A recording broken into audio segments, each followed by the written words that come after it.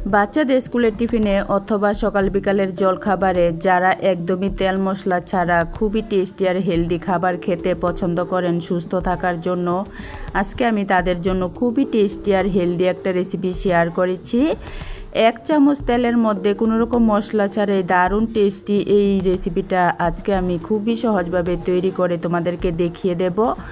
আশা করছি রেসিপিটা সবারই অনেক বেশি ভালো লাগবে। তো যদি একটু ভালো লেগে থাকে তাহলে বলছি প্লিজ একটা লাইক করে দিও আর আমার চ্যানেলটাকে সাবস্ক্রাইব করে দিও একদমই সহজ আর নতুন নতুন রেসিপি দেখার জন্য। তো চলো একদম সহজভাবে আজকের রেসিপিটা শেয়ার করছি। প্রথমে দেখো এখানে আমি চায়ের কাপের 1.5 কাপ চাল ভিজিয়ে রেখেছিলাম 2 ঘন্টা আগে। তো যে চাল দিয়ে আমি ভাত রান্না করি সেই চালই আমি এখানে ভিজিয়েছি। তোমরা চাইলে যে কোনো চালই নিতে পারো, তবে যদি রেসিপিটা সকালে ব্রেকফাস্টে করো তাহলে রাতের বেলা চালটা ভিজিয়ে রাখবে, তাহলে কিন্তু একদমই কম সময়ের মধ্যে রেসিপিটা তৈরি করে নিতে পারবে। তো 2 ঘন্টা চালটা ভিজিয়ে রাখার পর চালটা কিন্তু খুবই সুন্দর নরম হয়ে গেছে। এখন এই চালটা আমি ভালো করে জল ঝরিয়ে একটা মিক্সিং জারের মধ্যে নিয়ে নেব। তো এখানে কিন্তু অবশ্যই ভালো করে জলটা ঝরিয়ে নিতে হবে। তো দেখো মিক্সিং জারের মধ্যে চালটা নিয়ে নেওয়ার পর এখন দিয়ে দিচ্ছি 2 চামচ টক দই। এখানে আমি গড়ে পাতা ফ্রেশ টক দই নিয়েছি। এখন এই দইটা দিয়েই চালটা আমি পেস্ট করে নেব। তো দেখো কোনো রকম জল ছাড়াই শুধু দইটা দিয়ে কিন্তু চালটা আমি পেস্ট করে নিয়েছি। তো দেখো চালটা পেস্ট করেছি, সেই চালটা কিন্তু একদমই মিহি পেস্ট হয়নি, সুজির মতো একটু দানা দানা ভাব আছে, এরকমই হতে হবে, তাহলেই কিন্তু রেসিপিটা পারফেক্ট হবে। তো এখন খুবই সুন্দর একটা তরকা তৈরি করে নেব।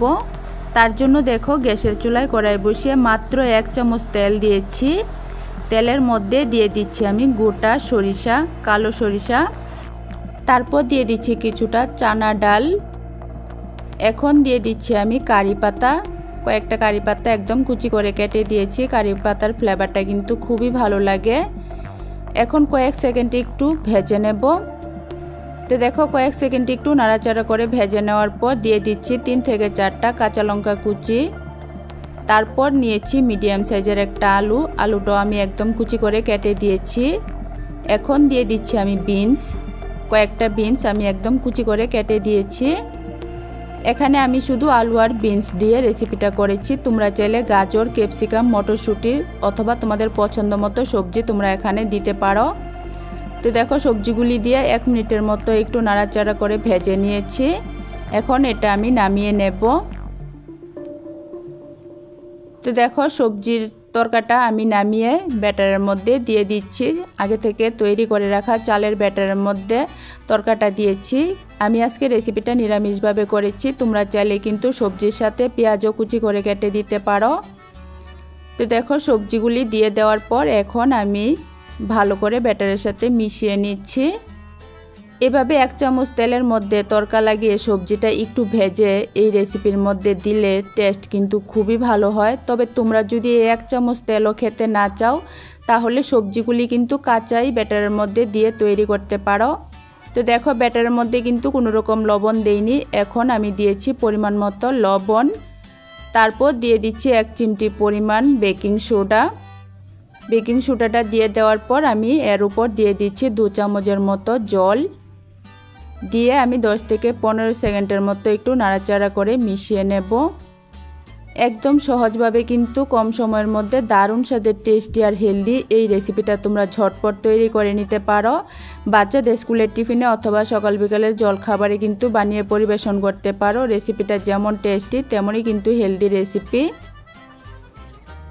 তো দেখো ব্যাটারটা আমার রেডি। ব্যাটারটা দেখো এরকম একটু ঘন করেই তৈরি করতে হবে, বেশি পাতলা করলে কিন্তু ভালো হবে না। খাবারটা বানানোর জন্য এখানে আমি ইডলি স্ট্যান্ড নিয়েছি। ইডলি স্ট্যান্ডের মধ্যে আমি 1 ফোঁটা করে তেল লাগিয়ে নিচ্ছি। দেখো 1 ফোঁটা করে তেল লাগিয়ে নিলে খাবারটা যখন হয়ে যাবে তখন উঠাতে কোনো অসুবিধা হবে না। ইডলি স্ট্যান্ড আমি তেল লাগিয়ে রেডি করে নিয়েছি। তোমরা চাইলে এরকম ছোটো বাটির মতো কিন্তু খাবারটা তৈরি করতে পারো যাদের কাছে ইডলি স্ট্যান্ড নেই। এখন আমি ব্যাটারটা ইডলি স্ট্যান্ডের মধ্যে 2 চামচ করে দিয়ে দেব।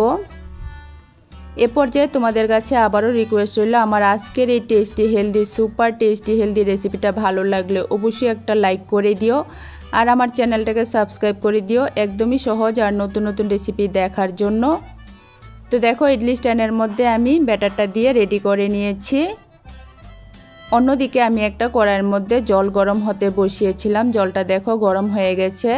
এখন ইডলি স্ট্যান্ডটা কড়াইয়ের উপর আমি বসিয়ে দিয়েছি। দেওয়ার পর গ্যাসের ফ্লেমটা মিডিয়ামে রেখে এখন ঢাকনা দিয়ে আমি 8 থেকে 10 মিনিট ভাপিয়ে নেব। বেশি সময় লাগে না, 8 থেকে 10 মিনিটের মধ্যেই কিন্তু হয়ে যায়। আর ততক্ষণে খুবই টেস্টি একটা চাটনি তৈরি করে নেব। তার জন্য দেখো গ্যাসের চুলায় কড়াই বসিয়ে 1 চামচ তেল দিয়েছি। তেলের মধ্যে দিয়েছি আমি গোটা জিরা, তারপর মিডিয়াম সাইজের 2টা টমেটো দিয়েছি। টমেটো আমি ছোট করে কেটে নিয়েছি। এখন দিয়ে দিচ্ছি 2 টুকরো আদা, তারপর 2টা শুকনো লঙ্কা দিয়েছি। দিয়ে এখন একটু ভেজে নেব। শুকনো লঙ্কা দেওয়ার সময় ক্যামেরাটা অন করা হয়নি, তাই দেখাতে পারিনি। শুকনো লঙ্কাটা দিয়ে একটু ভেজে নেওয়ার পর এখন দিয়েছি আমি আম। যেহেতু এখন অ্যাভেলেবেল আম পাওয়া যায়, তাই এখানে আমি 1 টুকরা আম ছোট করে কেটে দিয়েছি। আমটা দিলে ফ্লেভারও খুব সুন্দর হয় আর চাটনিটা কিন্তু টক ঝাল মিষ্টি হবে, ভীষণ ভালো লাগবে খেতে। তো দেখো একটু নরম করে সব কিছু ভেজে নিয়েছি। এখন আমি একটা মিক্সিং জারের মধ্যে নিয়েছি। মিক্সিং জারের মধ্যে নিয়ে এখন এর মধ্যে দিয়ে দিচ্ছি আমি 1 চামচ চিনি, তারপর দিয়ে দিচ্ছি পরিমাণ মতো একটু লবণ, দিয়ে কোনো রকম জল ছাড়াই কিন্তু আমি পেস্ট করে নেব। 5 মিনিটের মধ্যে কিন্তু দারুণ সাথে এই চাটনিটা তৈরি হয়ে যায়, টক ঝাল মিষ্টি। তোমরা এভাবে কাঁচা আম দিয়ে একবার চাটনিটা তৈরি করে খেয়ে দেখো, ভীষণ ভালো লাগে।